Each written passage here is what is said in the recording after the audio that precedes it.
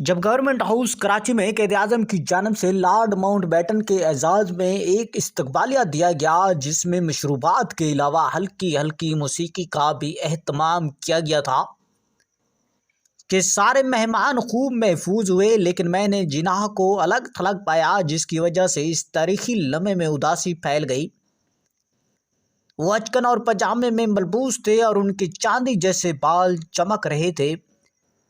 उन्होंने चंद ही मेहमानों को अपनी तकल्लुफ़ से नवाजा।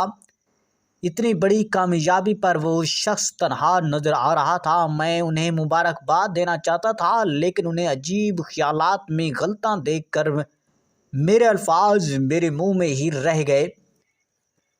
एलन कैमन जॉनसन के इन ख्यालात से ये तासुर मिलता है कि जिस रात उन्हें ज़िंदगी की सबसे बड़ी कामयाबी मिलने वाली थी, वो इस तारीखी लम्हे उदास थे। इस उदासी का सबब क्या था, ये सवाल बहुत अरसे से मेरे जहन में खटकता रहा। ताहम इस सवाल का जवाब मुझे डॉक्टर साल खां की किताब रत्ती जिनाह में मिला है, जिसमें लिखा है कि मौसीकी की वो धुनें जिन्होंने इस तारीखी शाम को मशहूर कुन बना रखा था, वो मशहूर अंग्रेज़ गुलकार किनमैक बजा रहे थे, जिन्हें कैद आज़म की ज़ाती ख्वाहिश पर टाटा एयरलाइन की खसूसी त्यारे में मुंबई से कराची लाया गया था। वो कई अशरों तक मुंबई की अशराफिया के कल्बों में फ़न का मुजाहरा करते रहे थे। बेगम कैद आज़म अक्सर इस गुलकार की धुनें सुनती थीं, और जब उन्होंने अपनी सालगिरह पर कैद आज़म के साथ अपनी शादी का बाकायदा ऐलान किया था, तो भी यही धुनें बाज रही थीं।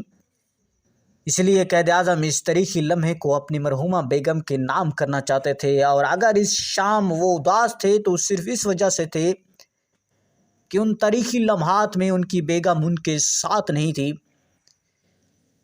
और रत्ती को जब अगवा किया गया तो किस तरह से उन पर अगवा का इल्ज़ाम लगा। रत्ती जब 17 साल की हुई तो उनकी सालगिरह बड़े धूमधाम से ताजमहल होटल में मनाई गई। रत्ती ने खुफिया तरीके से कैद आज़म को बुला लिया और ना सिर्फ होटल पहुंचने पर खुद इस्तकबाल किया, बल्कि उन्हें अपनी वालदा और वालिद के साथ स्टेज पर भी बिठा दिया। इस दौरान अंग्रेज़ गुलकार किनमैक अक्सर धुनें बजा रहा था और गाना था so deep is the night. इसी दौरान रत्ती ने जिनाह का हाथ पकड़ा और उन्हें स्टेज पर ले आई और बहुत बेतकल्फ़ी से ऐलान किया, जे और मैं शादी करने जा रहे हैं। सरडेशा पेंट बहुत गुस्से में आ गए। अगले दिन वो अदालत पहुंच गए कि जिनाह को मेरी बेटी से शादी करने से रोका जाए। इस ज़माने में शादी की कानूनी उम्र 18 साल थी। जबकि रत्ती की उम्र पूरी हुई तो रत्ती और जिनाह ने 19 अप्रैल 1918 को शादी कर ली। सरडिनशा पेटेट को ये खबर अखबार से पता चली, जिस पर उन्होंने जिनाह पर बेटी के अगवा का इल्ज़ाम लगा दिया। रत्ती का कबूल इस्लाम के बाद नाम मरियम रखा गया था। शादी के वक्त रत्ती की उम्र 18 साल और कैद आज़म मोहम्मद अली जिनाह की उम्र 41 साल थी। ये शादी उस ज़माने में मीडिया में सबसे ज़्यादा चौंका देने वाली खबर बन गई, जिसकी वजह से नोबियता जोड़े ने एक माह किसी खुफिया पहाड़ी मकाम पर गुजारने का फ़ैसला कर लिया।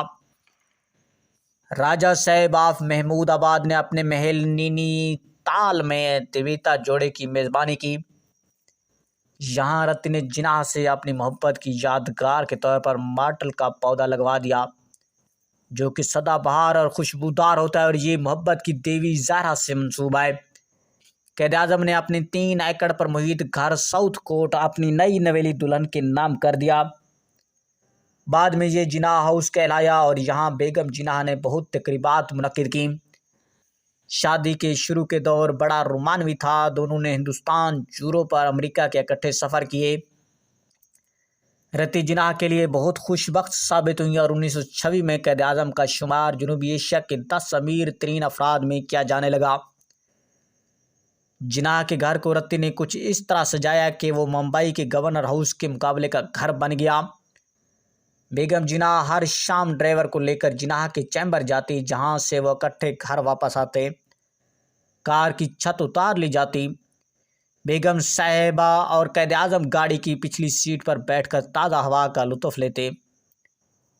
ये मुस्लिम कम्युनिटी का पहला काबिल रश्क जोड़ा था, जो खुलकर एक दूसरे से मोहब्बत का इजहार करता था। जी हाँ नादरीन, आप लोग क़ायद आज़म की स्टोरी के बारे में क्या कहना चाहते हैं? अपनी कीमती राय का इज़हार ज़रूर कमेंट बॉक्स में करें। Thanks for watching. अल्लाह ने